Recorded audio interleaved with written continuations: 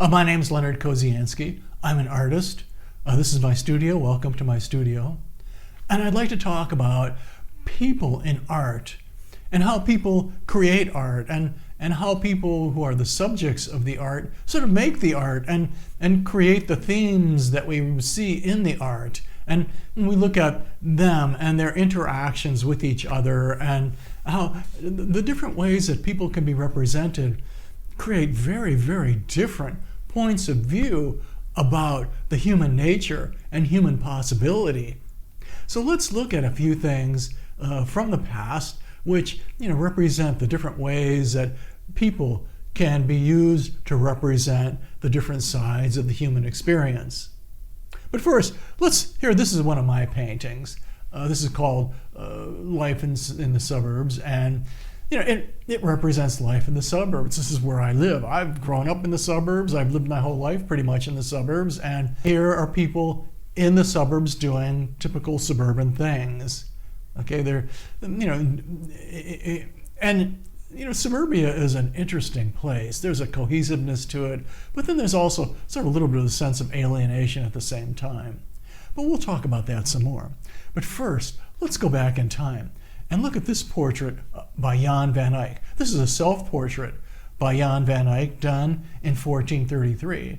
Now he's the artist who's making this painting, and he's representing his own sort of individual self, his individual appearance at that time. He's a middle-aged man, and you can see a little bit of the wrinkly face, and he's letting you know who he really is as a person.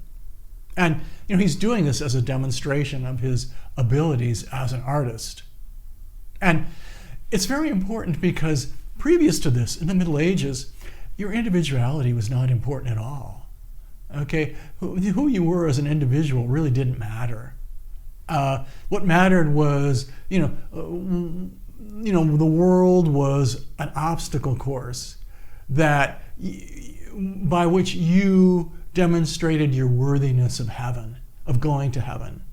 And so, you as an individual were not very important because your individuality was very transient and very, very impermanent, not important at all. But in the Renaissance, artists and writers and musicians started to look at the world around them and say, oh no, this creation is very interesting, it's very beautiful, and we as individuals, as part of that creation, we're important too.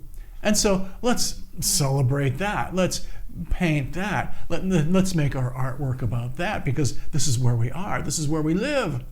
And here's another portrait. See, in that previous one, we had, Van Eyck in a red hat. Well, here's another painting of someone in a red hat. Okay, this is by Vermeer. This was, a few hundred years later. This was done in 1669. And this is a type of painting called a trony. And what it is sort of like a character picture. And it's of a specific girl. It's the girl in the red hat.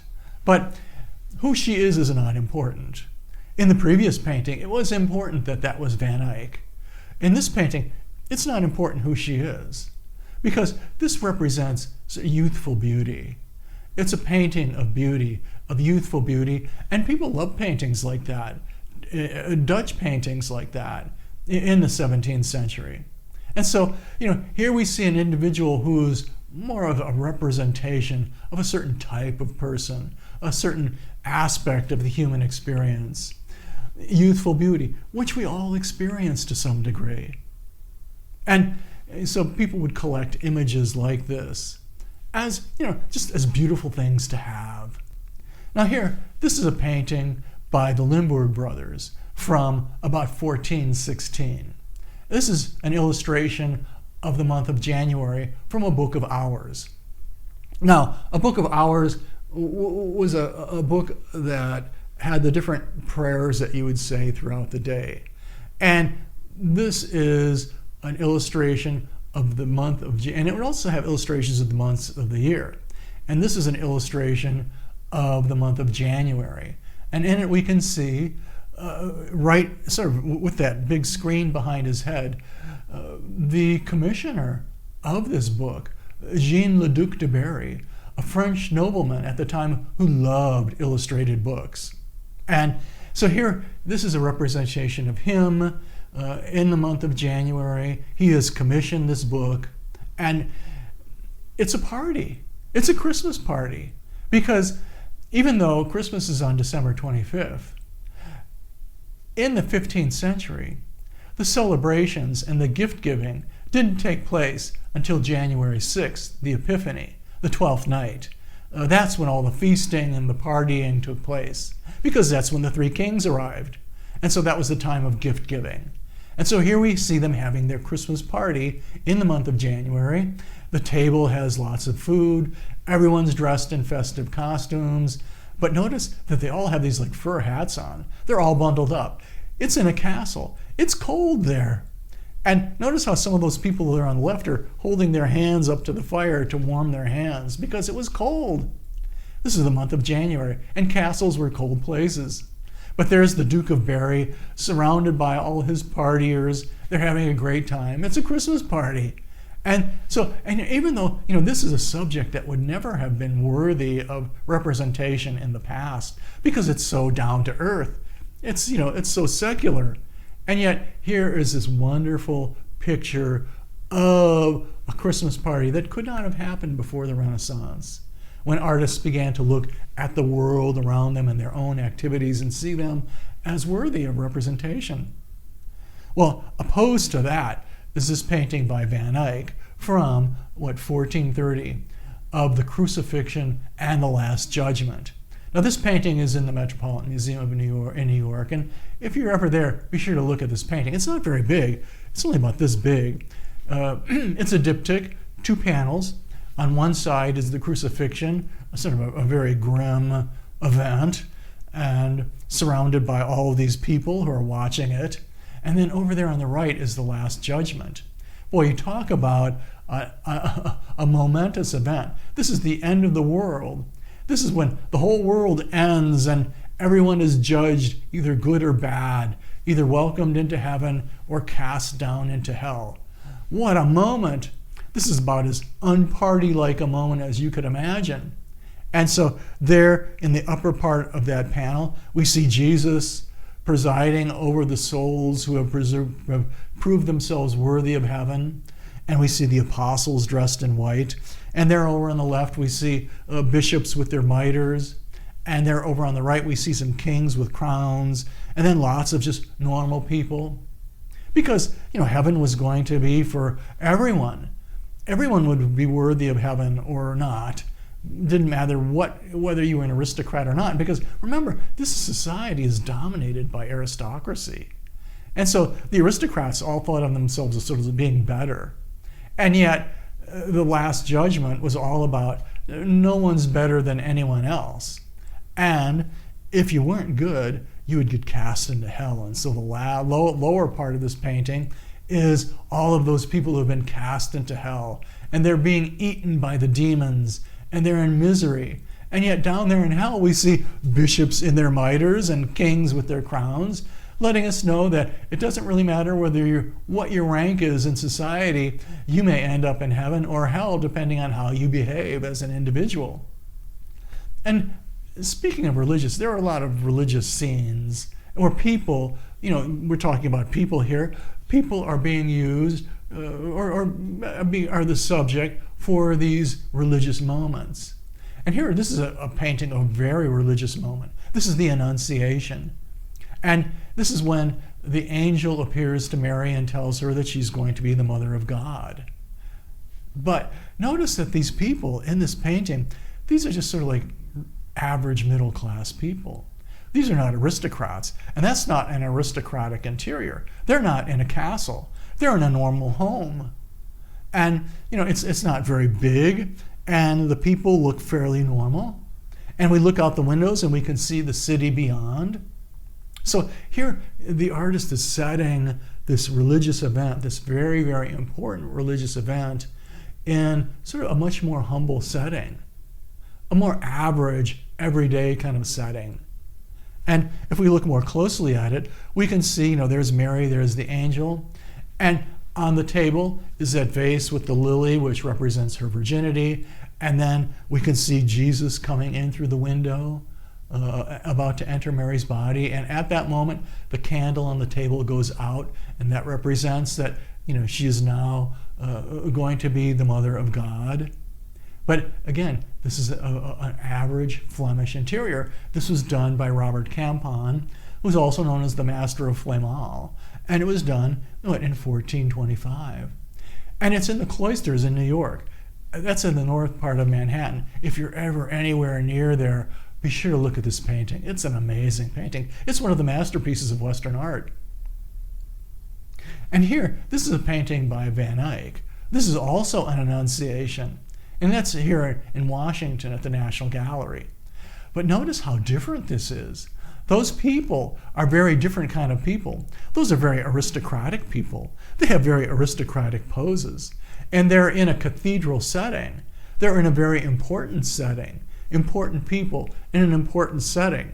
This is not your average, everyday sort of Annunciation. This is sort of a very aristocratic moment.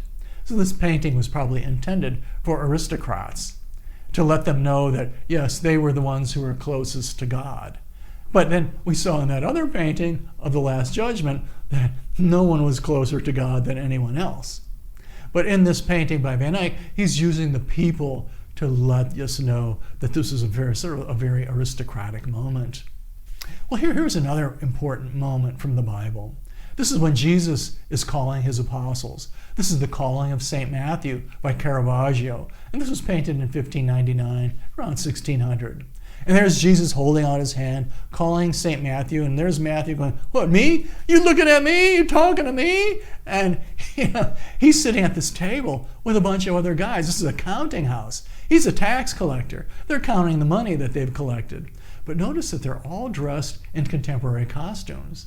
This is taking place then and there. This is a very realistic picture of a realistic interior. A bunch of guys sitting around a table, dressed, in good clothes, but in a fairly representative interior of that time.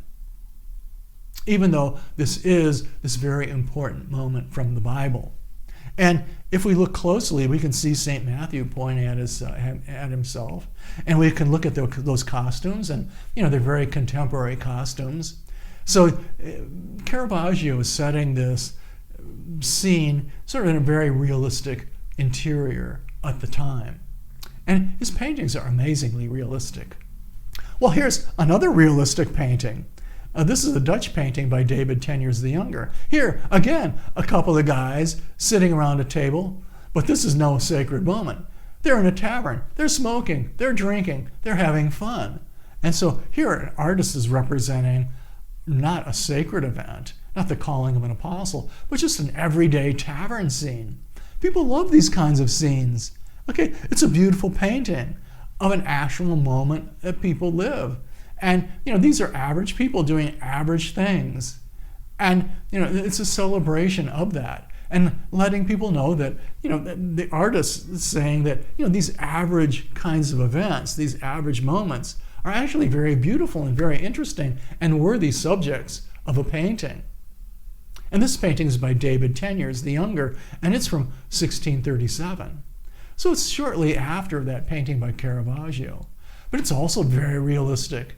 And the costumes are very realistic, but they're not dressed in fancy clothes like in that previous picture. They're dressed in casual clothes. This is a casual moment in a tavern. They're drinking, they're smoking, they're having fun. Well, here, this is about 150 years later. This painting is by Fragonard, and it's of courtly life in France in the late 18th century. Now, the aristocrats in France lived a very lavish lifestyle, and they had lots of fun, they had parties, lots of romance, lots of affairs, and here, this is a picture of that type of life. Fragonard painted the aristocracy. And here's this woman in a swing, this beautiful woman in a swing, and there's her boyfriend down below reaching up to her, and she's kicking her shoe off, and she has this sort of come hither look on her face. But notice that the whole painting besides that, those people are sort of like in this sort of like very fun, romantic, dual exchange.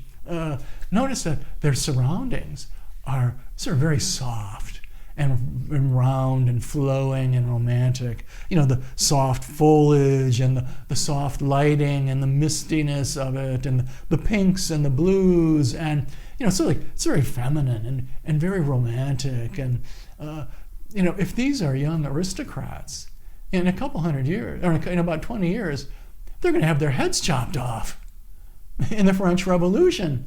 Because while these, and let's get a little closer look at them. Here's that woman in that swing, and she's kicking her shoe off, and she has that sexy look on her face, and she's got those sexy clothes on, and but the peasants resented this because they were all starving. They were not living a lavish life at all. Their life was very difficult, and yet there are these aristocrats in their castles having this wonderful life, and eventually people got fed up with it, and we had the French Revolution, which was also sort of excessive in its own way. But here is this painting of courtly life, and the costume, the woman is wearing a shepherdess's hat, because the women at court, they like to dress up like peasants and pretend like they were shepherd girls, which they weren't at all. But that was sort of the pretentiousness of their life, their lifestyle. But this painting is very different from this next one by Jacques-Louis David. Now this is a neoclassic painting. This was done about 20 years later. This is done at about the time of the French Revolution, when people are looking at ancient Rome and ancient Roman virtues and ancient Roman democracy and the Republic of Rome and holding that as an ideal. And so here this painting is, and the previous one was very soft and flowing. This one's very severe and geometric. The composition's geometric, based on these triangles, and the lighting is very harsh. And it's called The Oath of the Horatii by Jacques-Louis David from 1784. And here, this is a scene from Roman history where the Horatii brothers are pledging to defend Rome with their very lives. They are going to fight to the death to defend Rome. And they're pledging to their father that this is what they're going to do. Now notice how David divides the painting up into threes with that architecture. So in the center, you have the father, and over there on the left, you have the sons, and then over there on the right, you have the women who are involved in this drama. And again, it's very classical. In fact, the style is called neoclassicism because artists are looking at classical Roman history as the subject for their painting, because they're interested in those classical virtues, those Stoic virtues, which were the opposite of the court paintings that we saw previously, where everything was very soft and feminine and fun and frolicsome. This is not fun and frolicsome at all. This is very virtuous and Stoic. And so it's sort of the opposite. Using people, again, people in both paintings, but representing very opposite kinds of points of view, different values, very, very different values. Culturally, the Europeans got interested in ancient Rome and Greece. Well, their interest extended even farther in the Romantic era. And they began to become interested in the Middle East. They saw the Middle East as a land that was exotic. And they were intrigued by the exoticism of the Arabian Nights and harem girls and men who had, dozens of wives and sultans with their Arabian horses and their treasures. And there was even sort of magical attributions given to them. Okay, because this was the exotic Middle East. So here we have this painting by Ang of a harem girl. And notice how exotically beautiful she is. Okay, but she's look at her face. That's a French woman. that's a French model. But the painting is also kind of very unrealistic in its own way, because in order for her to take that pose, she would need to have like an extra 3 or 4 vertebrae to get the curve in her back. But it's this very sexy odalisque pose of a harem girl in the Middle East, and it's meant to be sort of this romantic representation. Well, opposed to that is sort of the primitive nature of the Middle East. The Middle East was interesting to the Europeans because it was exotic, but it was also seen as sort of like a more primitive culture. Europe was industrializing. This was an Enlightenment culture, an industrial culture, factories and courts and contemporary politics and constitutions and laws. And so they looked to the Middle East as sort of this land, a sort of much more primitive culture of harem girls and exotic courts and sultans. And so there was this sort of also this other side to it.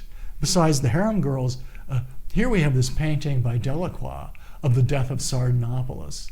Now, he was an Assyrian king, and when he was dying, he had all of his possessions destroyed. He didn't want anyone else to be able to enjoy the things that he was enjoying. So he's having all of his harem girls put to death.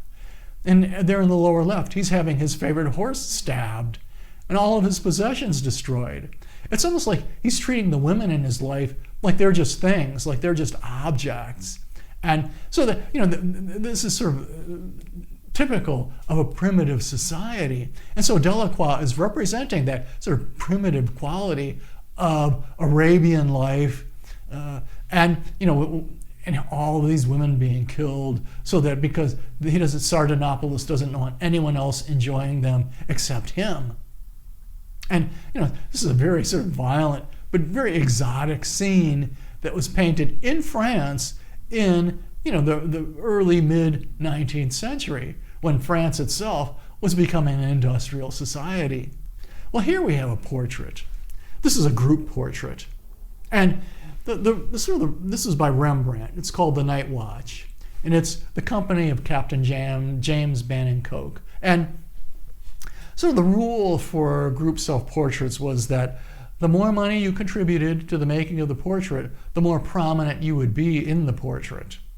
So here we see some of the people have obviously contributed a lot of money and they are prominently painted, whereas others haven't contributed as much and they're sort of like in the background and we can barely see them.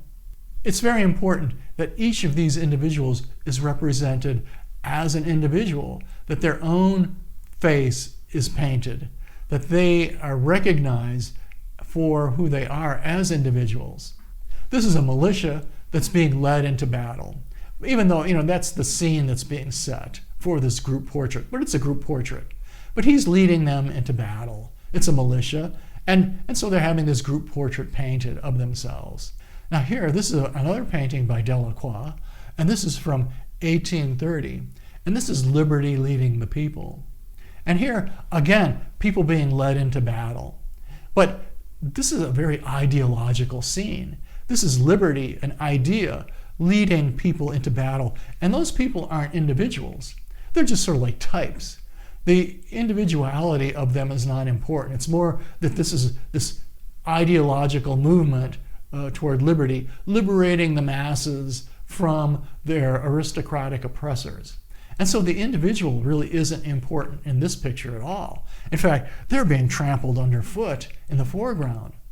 And so that may be sort of one of the distressing things about intellectual movements like this, is that sort of the individual gets lost, the individual gets destroyed in the pursuit of this sort of ideological cause.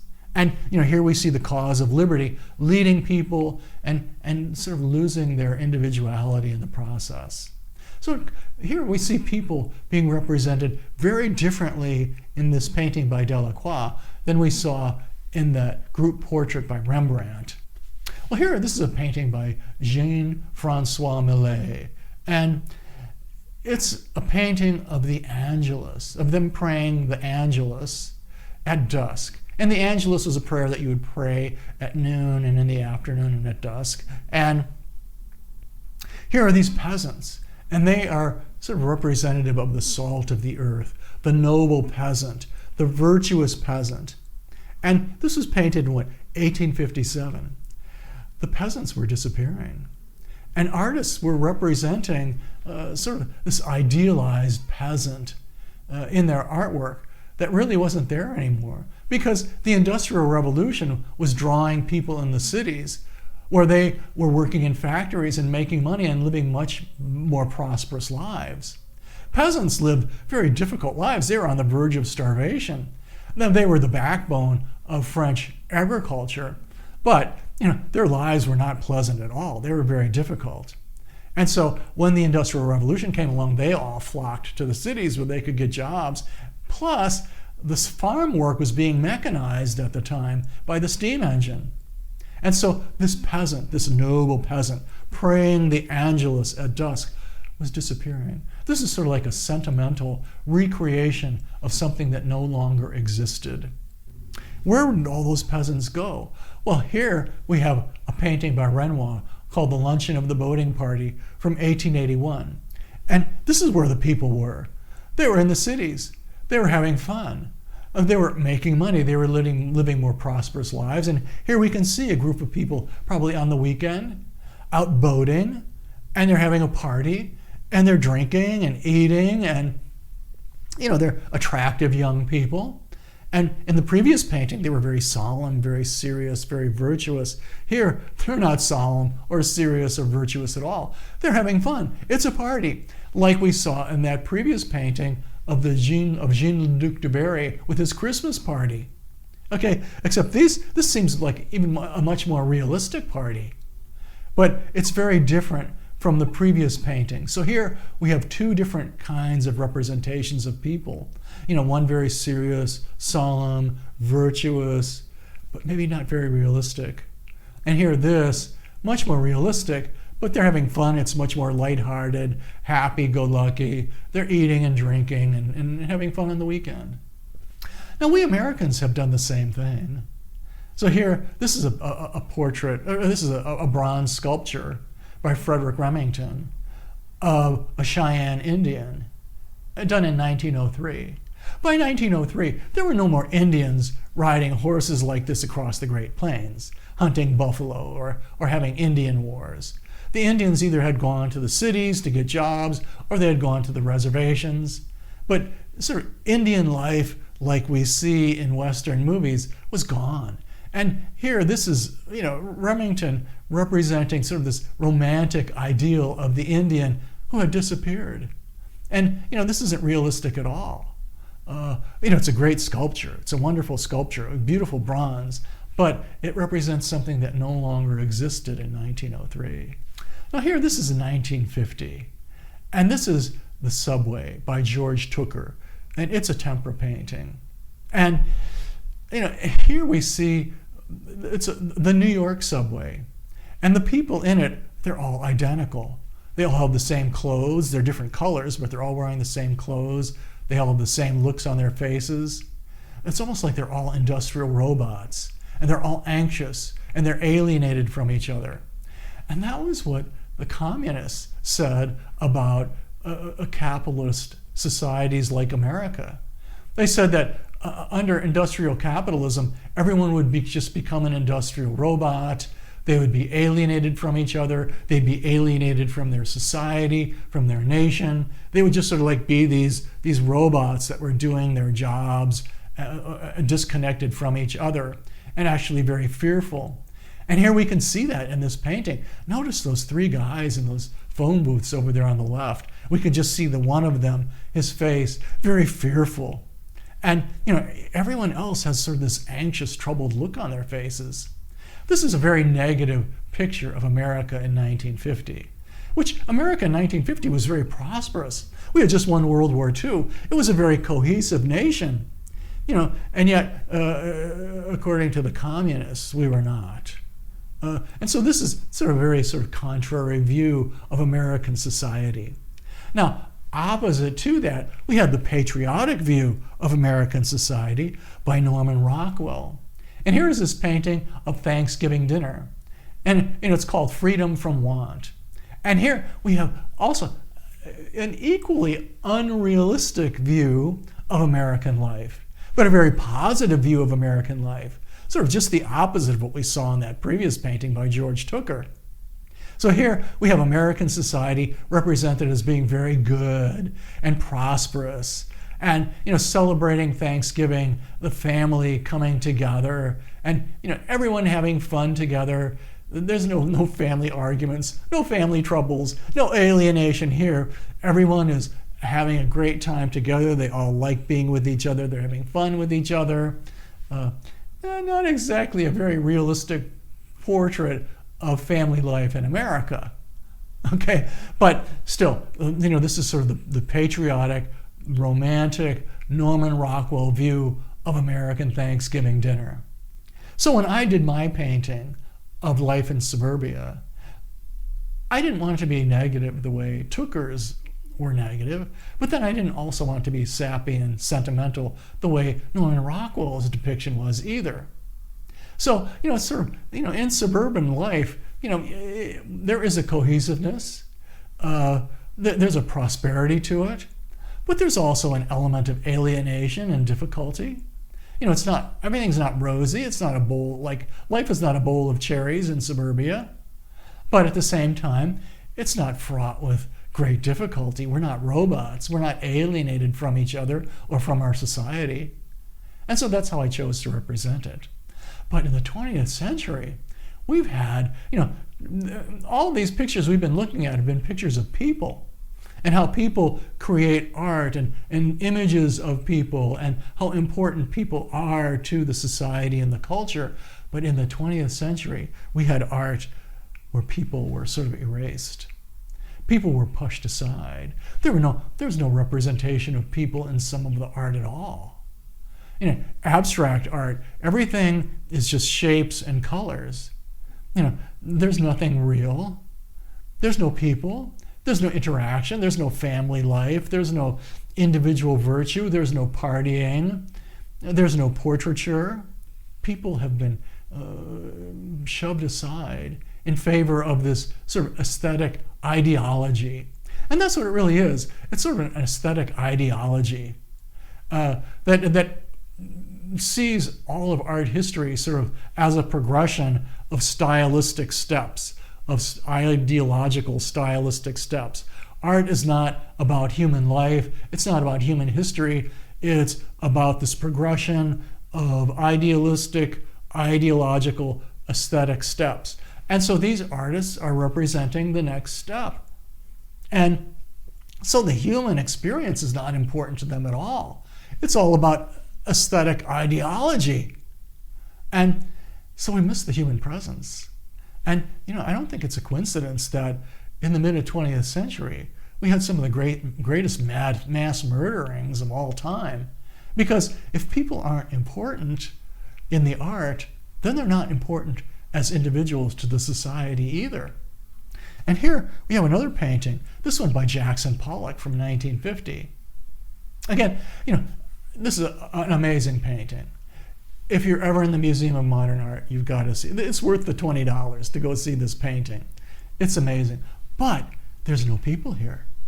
There's no people in this picture. Now we can sense his presence by the spatters of the paint, but it doesn't represent people at all.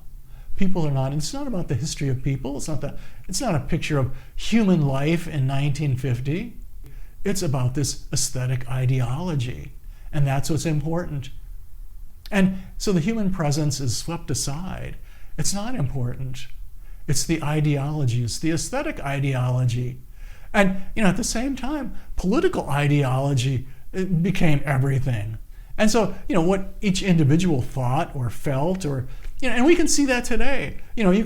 So many ideologies today, like critical race theory. What you think as an individual and what your experience as an individual is not important. It's your participation as a member of a group. That's all that's important. And that's sort of the Marxist view.